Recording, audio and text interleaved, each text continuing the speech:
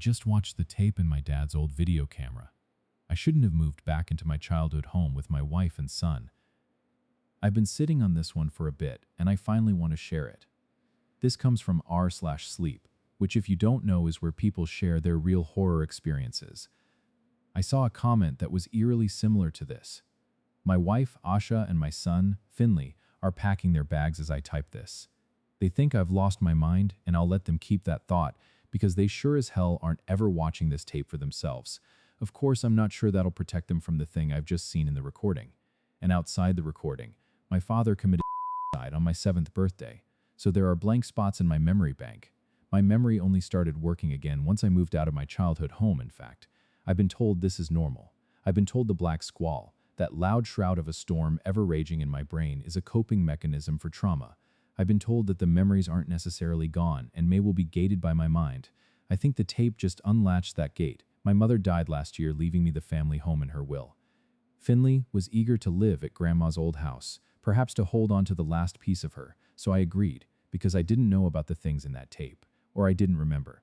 We've only been here a couple of weeks today. I was in the attic, still sorting Mum's old things into sell and keep piles, and that's when I found the old family camcorder. I charged it up at a wall socket on the upstairs landing and was baffled to see it spring to life. After close to 30 years of disuse, the tape began in 1995. At my 6th birthday party, 11 of my pals were gathered around the kitchen table, salivating at a cake iced with "Happy Birthday, Jordan." Mum was on filming duty whilst Dad did the cutting, and I guess the cameras busted after all. That was my first thought, because peeking out from behind Dad, mirroring his movements as he cut the birthday cake, was a second Dad. It looked as if my father were standing before an infinity mirror, with a reflection of him jutting out to the left and behind him.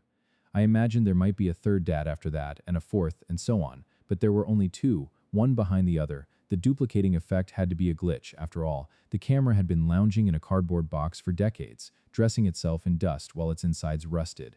But when I caught a glimpse of the clone's face, I realized he wasn't an exact copy. The replica's limbs moved in tandem with my father's limbs, but this puppet's face was entirely different.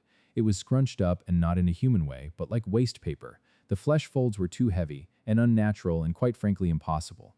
All facial features were buried, save for lips which jutted with fury. Second Dad looked distorted and not at all like himself, but there was too much definition and clarity to the face for it to be a glitch in the recording. My own limbs started to feel heavy, as if they were gaining heavy folds of their own, and dread skewered me to the carpet of the upstairs landing. I was glued in place, unable to do anything but keep watching. The recording cut to December, and I was sitting at the foot of the Christmas tree in my red reindeer ones, opening presents with my younger brother. My heart climbed my throat as something moved within the pines, but 6-year-old me was oblivious. He was too enthralled by his presents to see a red sleeve adorned with reindeer. A carbon copy of his own reached out towards him from among the branches. It wanted to tether itself to me, just as my father's copy had to him. "What is there?" I heard my mother start to say from behind the camera. When the recording cut forwards, my heart did not return below. It pulsed atop my tongue and in my ears. It was 190-60-96, and I was sitting at a park table with my parents, camera propped against something on the table, and focusing on the three of us. I remembered this. Why did I remember this when I remembered nothing else of my childhood? Dad looked strange. There was only one of him this time, but he was so pale. He looked sick. Little Jordan was too busy tucking into his sandwich to notice, but Mum looked nervous. She knew something was wrong with Dad. She tried to pave over the cracks, of course, smiling unconvincingly at the two of us. "It's Jordan's 7th birthday. Oh God, say something funny for the camera, Daddy." He looked dead ahead at the lens, almost as if seeing present-day me, 30 years in the future. But he said nothing, and my mother's smile quavered. She leaned back on the bench and looked behind my father, as if looking for something, that thing which would often hide behind him, perhaps. "That second face, are you okay?" she asked him quietly. "You said it'd be better if we were away from the house. You said you'd be back to yourself." My father acted so quickly that I nearly dropped the camera in fright. He coiled his hands around my mother's neck, and I cried out. Both in the present and the past, from behind a nearby tree, there shot out an arm in a short-sleeved top identical to the one little Jordan was wearing. It was the thing from the Christmas tree. The clone hand swiped a forefinger through the air and conducted my younger self to dry his eyes and sit still. He did so, becoming as cold and despondent as Dad, who was strangulating Mum, but moments before the life left her body completely, my father stopped, seeming transfixed by a new whim.